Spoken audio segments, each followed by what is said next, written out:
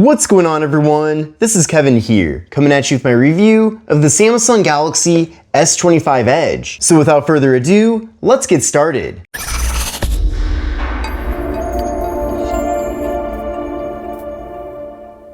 So this is the Samsung Galaxy S25 Edge, and this is one of the thinnest smartphones that I've ever used. Literally, I can't think of a phone that's thinner that I've ever seen or used before. So this is really impressive. So I think it's really cool that this phone even exists. It's awesome that Samsung is trying different things. This phone has brought a lot of excitement and attention to the brand, and even more so than we typically see, and for a really good reason. This is a very unique phone, and Samsung certainly took a risk with this one. So while this phone is super new, having launched in May of 2025, I'm already excited to see what comes out next. Now you can see here, this phone is so thin that it's hardly thicker than the USB-C port on the bottom of the device. When I did my unboxing video about a month ago, people were making some jokes about how I shouldn't put this phone in my back pocket because it'll bend. Honestly though, who even puts their smartphone in their back pocket? And if you do, then I think that's a pretty bad idea for any device. And no, I'm not concerned about this phone snapping in half or bending. It is a very durable, well-built device, and it feels just as refined and put together as Samsung's other flagship smartphones. Now before I get too far into things here with the Galaxy S25 Edge, I do want to show you what comes included in the box. So here's the box. You can see the phone right there, and you probably noticed this already, but there is no USB wall adapter included.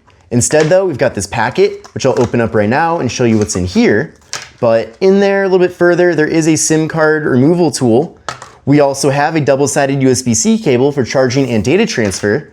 And then we do have a quick start guide for the device. Now to make this phone as compact as it is, some compromises did have to be made, and I will be getting into those here in this video. But in essence, we're getting a smaller internal battery than we'd typically expect from a flagship. We're also getting slower charging at 25 watts. We're getting a display panel that is slightly less bright, but honestly it is very bright as it is. And then also there is no telephoto camera here on the phone. But those compromises were made to make the existence of this phone possible. And I think that totally makes sense. And for a lot of people, those features that are omitted or downgraded really don't matter a whole lot. Now on a more positive note, we're getting a really large 6.7-inch display. And we're also getting Corning Gorilla Glass Ceramic 2. So the display is super durable, which is great.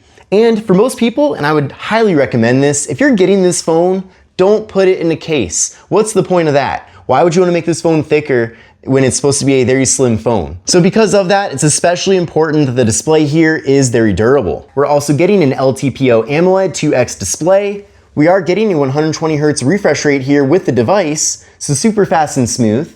We're getting a 1440p display panel. We're getting a PPI of 531, a 19.5:9 aspect ratio, so a narrow but tall form factor. And then finally, we're getting a 92.1% screen to body ratio. So we're getting really slim bezels all throughout this device. So that really is the theme of the S25 Edge, slimness. The phone is slim, the bezels are slim. It's just a very sleek looking smartphone. And I can't even imagine how these bezels could even be smaller here on the device, literally. Now up top here, there is a hole punch for the front facing camera, and that front camera is 12 megapixels. But stay tuned for a little bit later in the video, as I'll be showing you a bunch of different photo and video samples from all the various cameras here on the phone. Now internally, with the Galaxy S25 Edge, we're getting 256 gigabytes of storage, but no micro SD card expansion. But 256 is quite a bit. I feel like that's plenty for most people, and I can't imagine that you're gonna need an SD card. Now, if you do want a little bit more storage, you can actually get the phone with 512 gigabytes, but there is no 1 terabyte option available for this device. Now, I'm especially surprised though, that with this device, we are getting wireless charging, and it is 15 watts. I would have assumed that one compromise that would have to be made with this device being so thin is that it wouldn't have wireless charging, but it does actually have it, so that's awesome. And then with this phone, we are getting an in-display fingerprint sensor. It's super fast and responsive, so that works really well. And then with the S25 Edge, we're also getting Face Unlock. Now let's talk a little bit more about the cameras. So there's a dual camera setup here on the phone. We're getting a 200 megapixel main camera, and then a 12 megapixel ultra wide angle camera. Now the logic behind the main camera being 200 megapixels is that by eliminating the telephoto camera, you can essentially use that higher megapixel count to take good looking photos when you're zoomed in. And based on my experience, I feel like the results are somewhere in the middle. It's certainly not as good as a dedicated telephoto camera, but that's why you might want to get a different device from Samsung instead. But on the other hand, I'm glad it is 200 megapixels because that is still a decent compromise, and you can still take some pretty good looking zoomed in shots. Now this phone does offer 8K video recording for the rear camera and then 4K for the front facing camera. So it is incredible that a phone this slim can have 8K video. Now here's how things look in the camera app. This is with the main rear camera right now. Then from there, we can go over to 0.6 for the ultra wide camera. But then going back to the main camera, you'll see up top here, it does say 12M. So by default, it's actually taking images at 12 megapixels, and that's to save space on the device. And for most people, you don't need the full 200 megapixels. But to get that, go up here, and then you can switch between 12 megapixels, 50 megapixels, and then finally 200 megapixels. So I'll take an image right now, and then we'll pull this up, and then zooming in, we just have so much detail. It is incredible. That is truly amazing detail. But in addition to that, over on the More tab, we have a bunch of different options. So we have portrait video, for example, dual record, so you can record with both cameras simultaneously.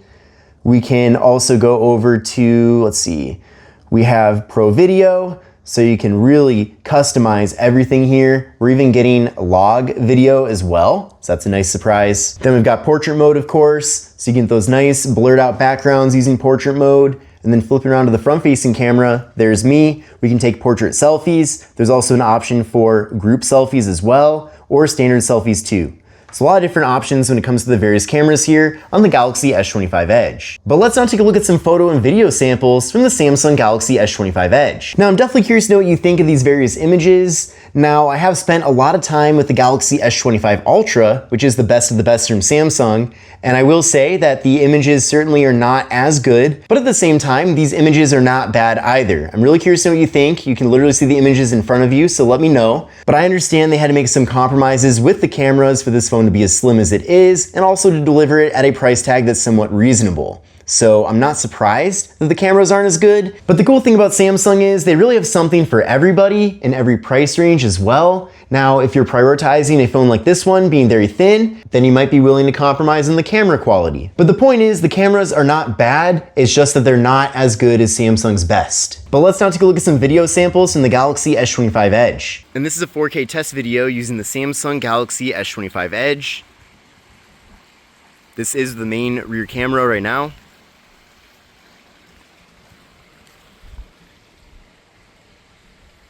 And we have really fast autofocus in video mode, which is great.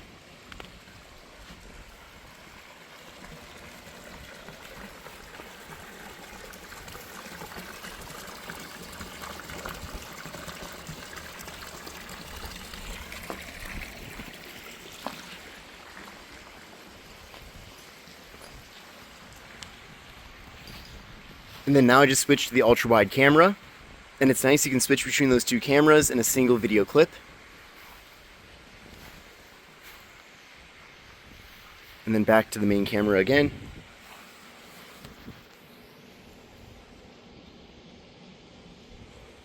And this is a 4K front-facing test video from the Samsung Galaxy S25 Edge. Definitely curious to know what you think about the video and audio quality. And here's a 4K front-facing test video with the Galaxy S25 Edge using portrait video. So very cool that it has this feature, and from what I can see, it looks like it works really well. Now let's talk a little bit about the performance of this device. So this phone does feature 12 gigabytes of RAM, along with the Snapdragon 8 Elite processor. Now the 8 Elite is the best of the best from Qualcomm, so this phone really is a true flagship. Now I did run a benchmark test using Geekbench 6, but you can see the scores right here. Now what I recommend doing is running this test on your current phone and then compare your scores to these scores to see how the S25 Edge truly compares. But since setting this phone up, it has performed really well. It boots up fast, even the setup process was very smooth too, and I think all of that really has to do with this phone having the Snapdragon 8 Elite. Now, like I mentioned earlier in the video, this phone does have a smaller battery compared to the other S25 models from Samsung, but that does make sense since the phone is so slim. Now, the phone does have a 3900 milliamp hour internal battery, and then along with that, we are getting up to 25 watt fast charging. Now, even though their other devices can charge a lot faster than this one, 25 watts is still pretty decent. It's about at the level of Apple's fast charging, and it's still plenty fast. And then with the battery being smaller at 3900 milliamp hours, you don't necessarily need as fast of charging because the battery is smaller. Now with this device, we are getting Android 15, running Samsung's One UI 7. Now I love One UI 7, I've said this a bunch of times here in the channel, and for a good reason. It's super refined, it really is the best software Samsung has ever delivered, and it really is the complete package here. Now also with this device, we're getting stereo audio, so sound out of the speaker in the earpiece, and then also the main speaker on the bottom. This phone does of course feature NFC, so you can use Samsung Pay. We're also getting IP68 dust and water resistance, which means this phone can go underwater for up to 1.5 meters for up to 30 minutes. And that is pretty standard for really any flagship Android smartphone. Now let's take a closer look at the hardware of this device. So on the left side of the phone, we have just an antenna here. On the right side, we have volume up, volume down, and the power button. Up top here, we have the noise canceling microphone. And then on the bottom of the phone, we have the card slot, microphone, USB-C port for charging and data transfer, and the main speaker. And then on the back of the phone, we have the dual camera setup, flash, and that's pretty much it. I do wish that Samsung would have given this phone some more fun colors than just titanium silver. It's not necessarily the most exciting phone out there, and it does look very similar to other smartphones from Samsung. I do wish they also gave it a little bit more exciting colors too. So this is titanium silver, and there's nothing wrong with it. It is silver. There's also titanium icy blue and titanium jet black, but I just want more exciting smartphone colors. And to make matters worse, for the S25 Edge, there aren't a whole lot of options available for skins. Dbrand has a lot of skins, which they're not a sponsor, I've never worked with them, but I haven't seen too many other companies that offer skins, especially compared to other flagship smartphones from Samsung. So I do wish this phone had more exciting colors. And here's an example. This is my Galaxy A36 5G. This phone is a fraction of the price compared to the S25 Edge, but this phone has this really cool green gradient look to it. So I just wish we had something fun like this on the S25 Edge. Box. So here's the box. You can see here it is indeed the 2024 model, and it is a slim box because there is no... Now the video viewing experience on this device is excellent. Not only are we getting a very large display, but also the speakers get surprisingly loud with this phone as well. A compromise I expected with the S25 Edge is that it wouldn't get necessarily that loud, but I've been getting great results here from the speaker on the device, so that's certainly awesome. But this concludes my review of the Samsung Galaxy S25 Edge. I hope you enjoyed this video, and if you did, definitely give it a thumbs up. I really like this phone. I'm super excited that Samsung's experimenting and giving us some really different and unique devices, and this one certainly does not disappoint. But if you enjoyed this video, definitely give it a thumbs up. But this is Kevin here. This is the Samsung Galaxy S25 Edge, and I will see you in the next one. Take care and have a great rest of your day.